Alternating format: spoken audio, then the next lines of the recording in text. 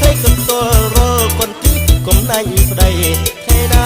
ចិត្តជាហៅប្តីដេកមួយអាស្រ័យថ្ងៃណាចិត្តជាហៅប្តីដេកមួយអាស្រ័យកន្ត្រលកំណែងនឹងប្តីជាផ្អើលអូនយ៉ាងស្រងអូនយ៉ាងស្រង